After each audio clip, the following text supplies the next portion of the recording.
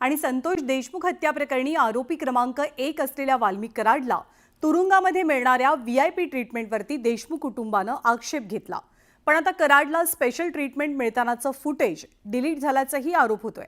या संदर्भात देशमुख कुटुंब कारागृहाचे महासंचालक आणि मुख्यमंत्र्यांकडे लेखी तक्रार देणार आहेत।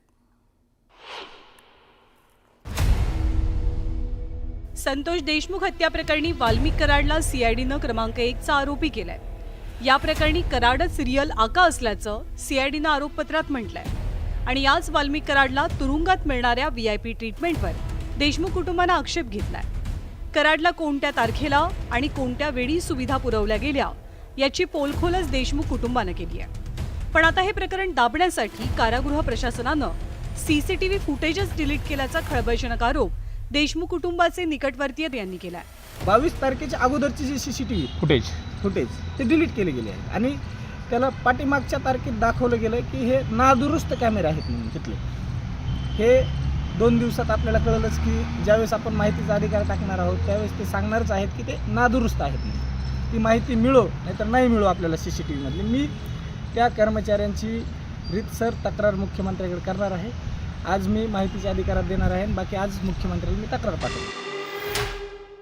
सीसीटीव्ही डिलीट केल्याप्रकरणी देशमुख कुटुंबानं कारागृह महासंचालक आणि मुख्यमंत्र्यांकडे लेखी तक्रार करण्याचं ठरवलंय।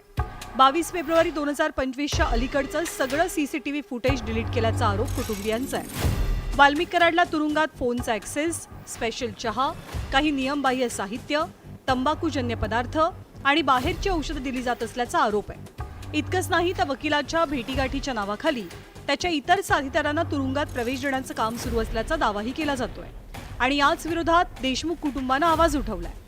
जेल प्रशासन जे आहे त्यांची तक्रार घेऊन चाललोत आम्ही।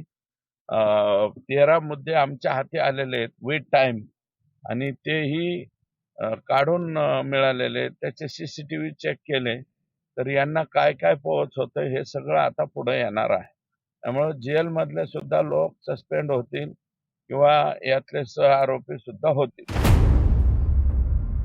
देशमुख हत्या प्रकरणामध्ये कराडभोवती आता कायद्याचा फास आवळल्याचं चित्र आहे। त्यामुळे आता कराडला मिळणाऱ्या स्पेशल ट्रीटमेंट विरोधात देशमुख कुटुंबियांनी केलेल्या तक्रारीची दखल सरकार घेणार का हे पाहावं लागेल। Bureau report, news 18 Lokmat.